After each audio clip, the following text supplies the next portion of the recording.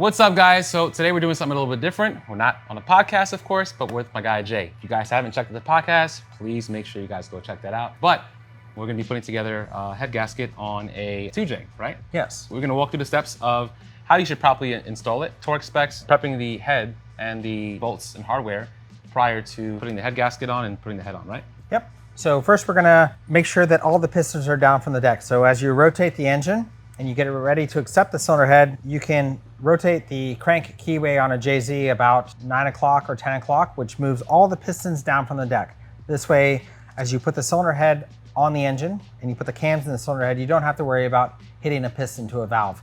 Now, not all engines are the same. Some engines you can do valve to valve, depending on cam lift, cam profile, but you don't want to run a piston into a valve while you're just getting your timing belt set up. So best practices is to lower the pistons down from the deck, that way they're out of the way. The next thing is the deck surface needs to be prepped for what style gasket you're gonna use. If this engine was going to get a copper head gasket, it would have a rougher surface, but it's getting a multi-layer steel gasket, so it's got a pretty slick surface. If you have a rough surface and a composite style gasket, you'll be okay, but if you have a rough surface and a multi-layer steel gasket, you're gonna be opening yourself up for leaks.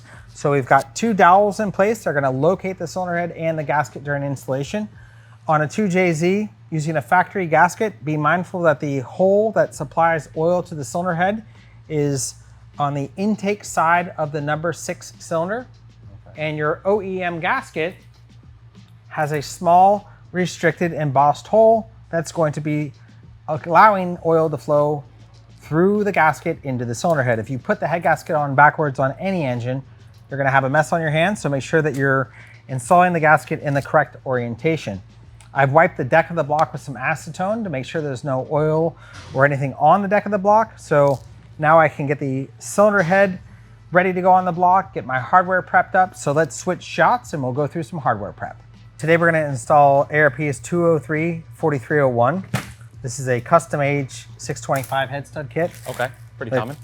Yep, the custom age material is something that people reach for if they're gonna be making north of 1,000 horsepower. So over 1,000, you wanna go with a 625? Yeah, it's cheap insurance. Okay, cool. Yeah. And unlike L19 or H11, custom age is impervious to corrosion. So some engines will have a water jacket that the cylinder head stud protrudes down into. So you screw the block down into the cylinder head and there's coolant here. And the coolant will attack those fasteners. It's called hydrogen embrittlement. And the fastener will basically fracture. Not on all blocks though, right? Any block that has the cylinder head stud going into a water jacket, you do not want to use an L19 or an H11. Also, we can touch this custom age 625 and the oils from our skin won't affect the fastener. Oh, because that matters too. It matters too. Okay. So the main takeaway on custom age 625, it's easy to handle, it's incredibly strong, and you don't have to worry about hydrogen embrittlement. If you want to geek out a little bit, Google hydrogen embrittlement. It's pretty wild stuff. You can have a fastener that's already been installed for months just break inside the engine. That's crazy.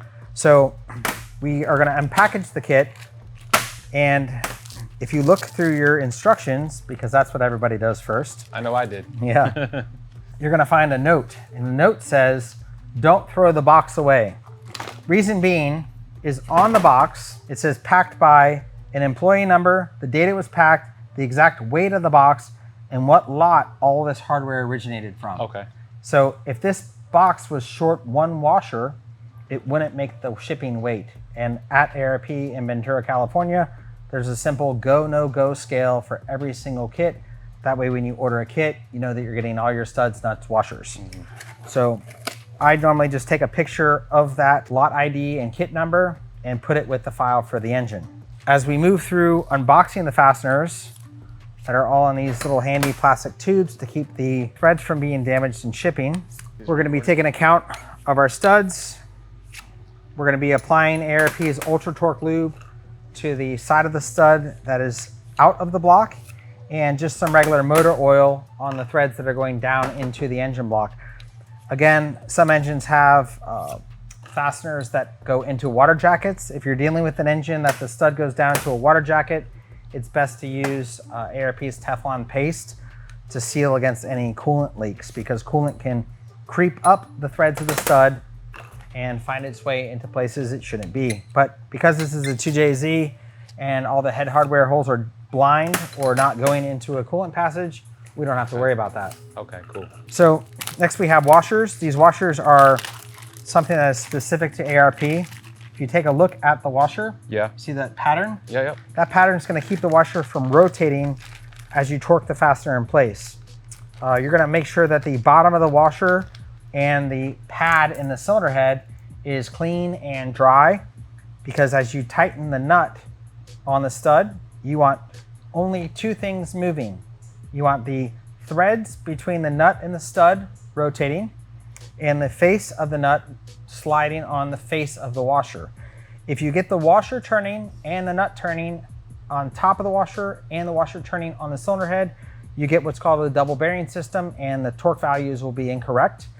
You can break fasteners that way, you can over torque fasteners that way, and you could damage the cylinder head that way. So you want to make sure that if you're using an ARP kit with a cat's paw washer, this furry little area is going to go down on the cylinder head. If you're not using a kit with a cat's paw washer, you can just make sure the fastener is completely dry, the cylinder head's completely dry, or you can go one step further and scuff the bottom of the washer on some 60 grit sandpaper just to give it a little bit of teeth to bed into the cylinder head so it doesn't rotate. So no lube under washer ever? No lube under washer. Okay. I did it wrong, and I didn't know I was doing it wrong. And when I started explaining what I was experiencing, and the guys at ARP explained to me where I was going wrong, I said, oh. So this is gonna, with the washer not able to rotate on the cylinder head and using the ARP Ultra Torque Lube, you're gonna minimize the differences in torque and clamp load that each fastener sees. Okay. Because in a perfect world, all these bolts would be exactly the same clamp load. That way the cylinder head isn't under any more distortion than it would be naturally. So we have ARP's Ultra Torque Lube. This is not only an assembly lube, but it's a disassembly lube too. So there's some lubricants on the market that will stay in place during assembly, but with high temperature, they kind of melt away and go into the motor oil. And then when you take the fastener out years later, it's dry. So this is going to do three things. It's going to protect you during disassembly, protect you during assembly, and make sure that you're minimizing torque scatter amongst the fasteners across the flange seal.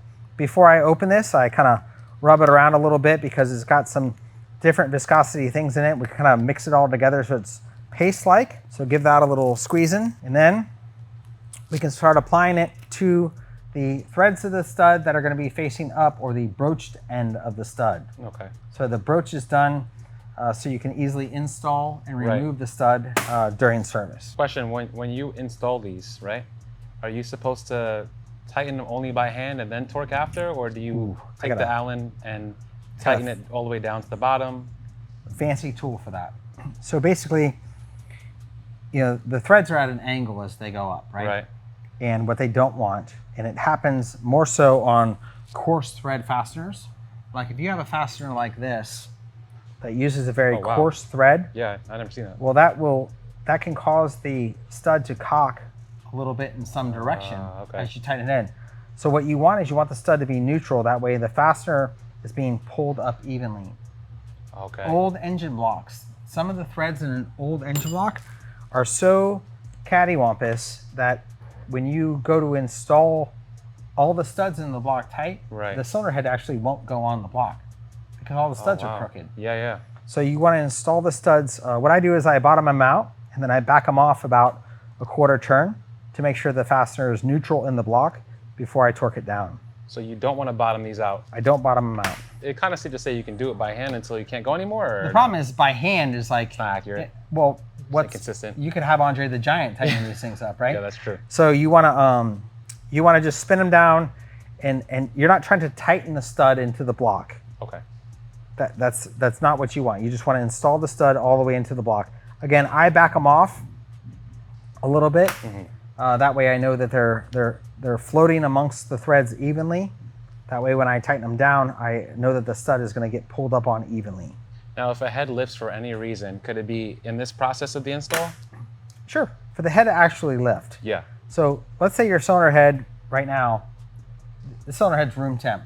Right. As this cylinder head heats up, it expands and it grows. Right. So the fasteners actually get tighter Okay. as you run the engine through a heat cycle. Right. So when you have a situation that you're actually able to lift the head, that means that you have presented more to the fastener than it can manage, and the fastener moves. Now, when you torque these 625 11 millimeter studs, and every fastener is going to have a different torque spec depending on the material and the size, but these get torqued to 100 foot-pounds, which is approximately 80% of what they can manage before they yield. So we could indeed tighten these more, but as that cylinder head heats up and grows, it's already going to be applying more clamp load to the gasket surface. Now, balancing clamp load and distortion are a full-time job. You want to have the maximum amount of clamp load with the least amount of distortion. Okay. Because when we tighten down the fasteners around, say, cylinder number 4, you have 4 fasteners holding that down. But as we move back here, you have unsupported material. The head doesn't go on on both sides.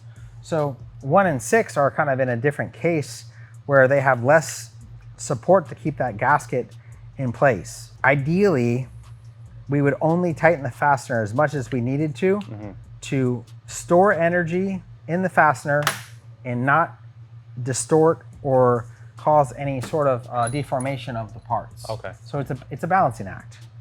That's why a lot of factory fasteners nowadays are torque to yield, where they'll torque the fastener to where it's actually in yield. And now the fastener is acting as an active spring. Okay. And on all aluminum engines, it's pretty important because that block is constantly growing and shrinking and growing and shrinking and growing and shrinking. Right. And for those of you that have been around the 2J for a long time, many years ago, these kits were shipped with a smaller diameter washer. Okay. And over time, the washer would actually dig down into the material, because that's how much the material is moving during its service life. In the earlier days of building these, your washer was spinning when you were tightening? You didn't even know yet? I never lost a gasket due to it. Okay. But I know it was happening. Okay. And what cued me up to it was I had some aluminum rods that had a floating washer. Yeah. And as I was torquing the rods up, I knew something was wrong. Right. Because when you go from a fastener that is snug or hand tight to its torque setting, you're talking about 85 to 95 degrees. So if you're moving a bolt and it snugs, and you're going like this with it, something's wrong. That's true. You'll break the fastener. The only fasteners that do that are torque to yield, where you're purposely overstressing the fastener to put it in a kind of a elastic state. Right. So you should only be using assembly lube from ARP when you're doing torque bolts. Well, only is kind of a weird word because everyone's kind of got their own way about it. The thing that you get when you use the Ultra Torque Lube is you get some known outcomes. They have a torque tension gauge at ARP that they experiment with to specify what the torque value is supposed to be. Okay. If we get a lubricant that is not as slippery, then we're not going to tighten the fastener down as much as we think. If we get a lube that is too slippery, then you can go past that 80% yield, and then the fastener is not going to have the same spring action it would had it been torqued correctly. Right. So it's a game of just following the instructions. You wouldn't want, imagine the fastener was torqued down with an incredibly slippery substance that friction had no effect on.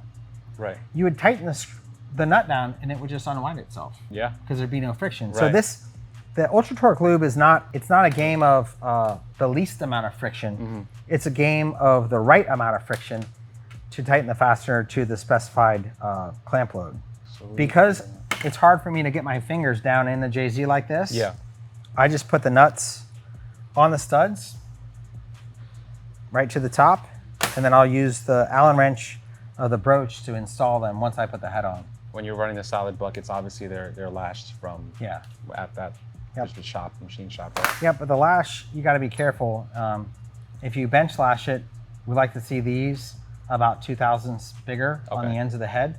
because the head does change shape as you bolt it down. Oh, okay. And you'll close up some lash on the ends. And how much power is this motor gonna make? This is going into a drift car. Oh, it's a drift build. Yeah, he needs to make like 1,000, but do it often. Yeah. Okay, so we've got our OEM JZ gasket installed in the correct orientation. If you're a little bit OCD and you don't remember what happened 5 seconds ago, there's a tab that hangs off the exhaust side of the number 6 cylinder on the head gasket. Some guys will just draw themselves a little bright dot of paint right there. That way, once the head's on, they look back at it and they're sure that the gasket's on in the right orientation. It's a dumb mistake to make, right? But make sure you're putting the head gasket on in the correct orientation. I'm gonna put a dab of motor oil on the threads that are going down into the engine block. This will keep any corrosion that's happening in the block at bay and make it easy to remove the studs down the road during disassembly. I have kind of fat fingers, so fishing the washer down there in the correct orientation is a chore. So I just slide them down a pick. They go right into their home. And you're gonna make sure again that you have the cat's paw surface down on the cylinder head. Now, we can spin these down into the block. This is the tool you were talking about? Oh yeah, well, that's only half of it. And this is technically by hand using this tool still? Yeah, because I'm just turning them until they stop. Right. I'm not tightening the stud in place.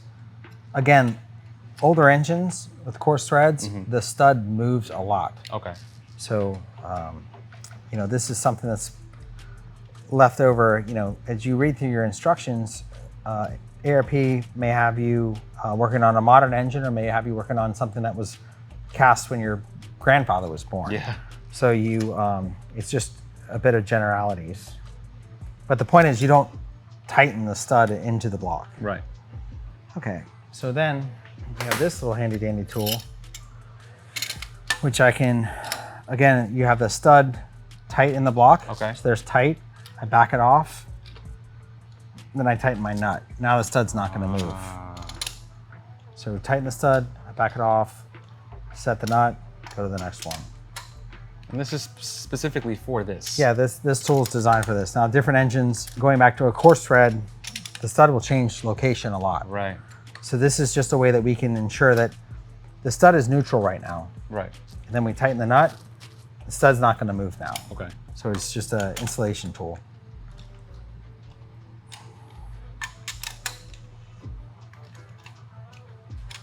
Well, what's the sequence here for? Well, we're working our way inside out. Okay. So we're gonna go from here out of the head, and we're gonna do it in 3 equal steps. Okay.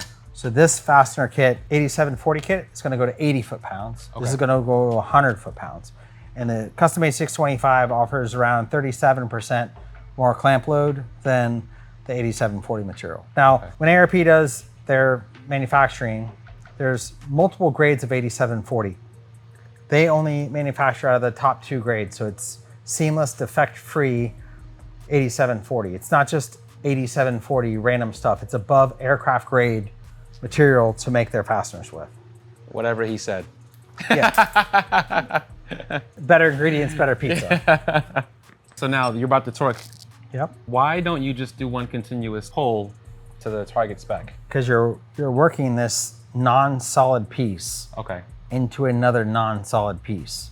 Okay. This is the familiarization period that they're gonna get. You have a multi-layer steel gasket, which is not perfectly flat.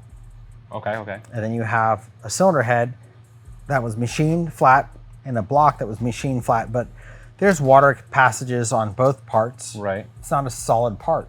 My buddy, Marco at Magnus, he has this gasket paper Okay. that will leave a print of how much torque is amongst the whole deck. Oh, I think I've And seen it that. is not even. Okay. So, Right. you know, in a perfect world, everything would just be even, but we don't live in a perfect world. So you work the cylinder head down in 3 equal steps because you're trying to get as much even clamp load with the minimum amount of distortion. That's the whole name of the game when it comes to flame seals. Maximum amount of clamp, minimum amount of distortion. So I'm I'm strong enough that I can use this length wrench to easily get to the torque spec without bouncing on the wrench. Gotcha. If you're bouncing on the wrench, you're doing yourself a huge disservice because you're gonna end up with more torque scatter on the gasket surface. Right. So even this, I just use my outside fingers because I don't wanna overshoot that first target. All right, so we're through our first, so now we can go to 66.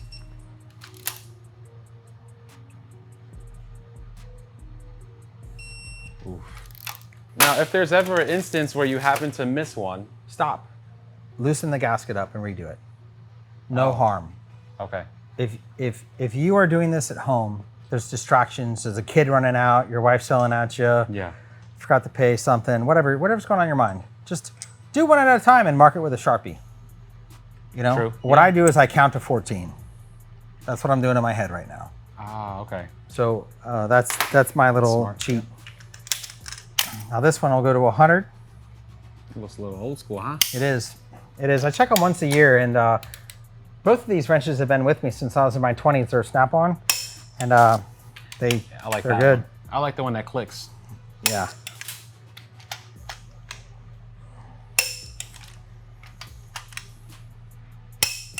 So it's not gonna affect the longevity of the stud if you loosen up or anything like that? No, the stud doesn't care. As long as the friction surfaces aren't getting marred up, you know, if they're dry, Yeah.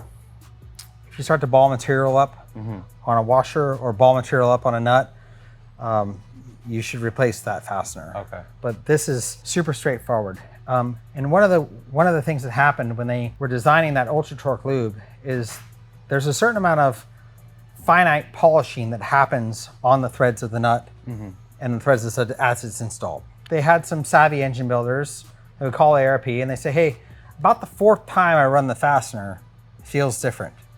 Well, that's when it was polishing up those threads. Okay. So then when they were formulating the Ultra Torque lube, one of the things they were looking to do is from the first time you use the fastener to the 10th time you use the fastener, same target. Okay. So again, it's not a game of the most slippery. Right. It's the right amount of friction that achieves the same target over and over and over again. That's the aim. As you assemble your engine or repair your engine or whatever it is, there's so much that you have to let another person control. There's the creation of the valves, the machining on the pistons, the machining on the block, the machining on the head, all this stuff, right? Yeah. So you're left as a home installation as filing rings and bolting it together. Right. And people get really stressed out about those two things. I would. Well, with the fastener installation, you just follow the instructions. I've been out to ARP many times now. They have an incredible multi-building facility. This is what they do. They're good at what they do, and you just follow their instructions and you don't have to worry about it. This stud kit that we just installed, I've gone 6s in the quarter mile with. Wow. So this is the same stuff you're gonna use on your 1,000+ horsepower JZ engine. Now, if you're using a dart block, there's a couple other variances that we've been working on for the past couple years. Okay. So depending on if you have a 7/16 fastener block or a 1/2-inch block, there's some options in both 8740, custom made 625, and actually some ARP 2000 also. But the custom made material is probably one of the newest materials to the market. And again, it was a way to work around hydrogen embrittlement. It's a really robust killer material that just ages well and offers a ton of clamp load. So it'll take 280,000 pounds of force at a minimum before this fastener will fail. You're in a good spot with this stud kit. And again, there's only a few other hardware brands on the market. They kind of like come in and they try and they fizzle. And ARP is just busy doing what ARP is doing since the late 60s. It's a 3-generation American-owned company. Pretty awesome. Well, that's a wrap on that. I can put the cams in and finish putting this engine up. Cool. Well, that was easy. You answered all my questions. So we definitely have to do this again.